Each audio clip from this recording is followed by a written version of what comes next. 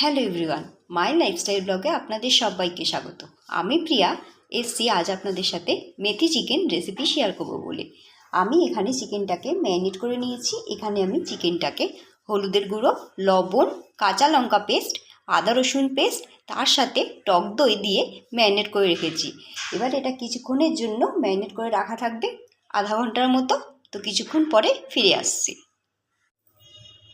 কিছুক্ষণ পর ফিরে এলাম।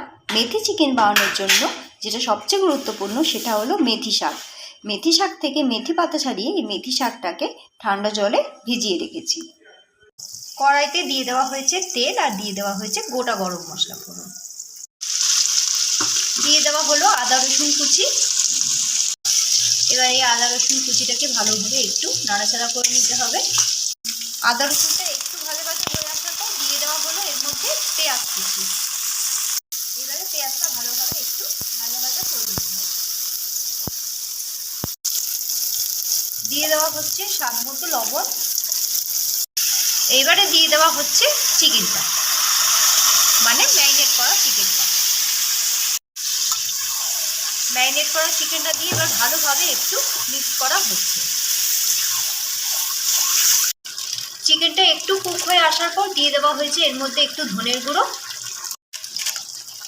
দিয়ে দেওয়া হয়েছে একটু জিরের গুঁড়ো। এবার এটা দিয়ে ভালোভাবে একটু মিক্স করে নেওয়া হচ্ছে চিকেনটাকে। দিয়ে দেওয়া হচ্ছে চেরা কাঁচা লঙ্কা।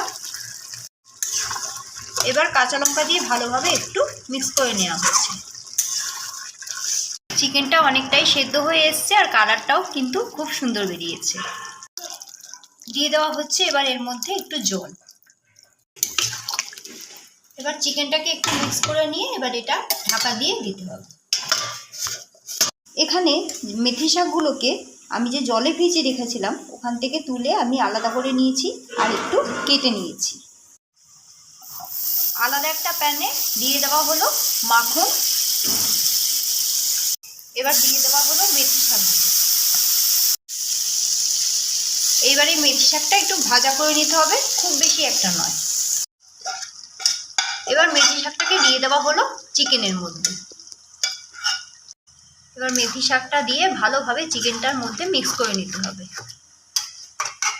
মেথি শাকটা দেওয়ার পর চিকেনের কালারটা দেখুন এরকম হয়ে এসছে, অসাধারণ লাগছে।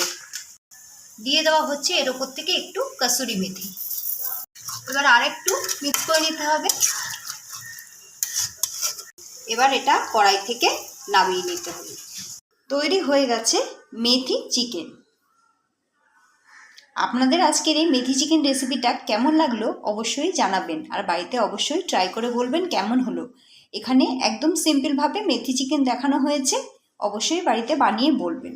আজকের মতো মাই লাইফস্টাইল ব্লগে এইটুকুই। ফিরে আসবো আরও কোনো একটি নতুন রেসিপি নিয়ে। ততক্ষণের জন্য টাটা।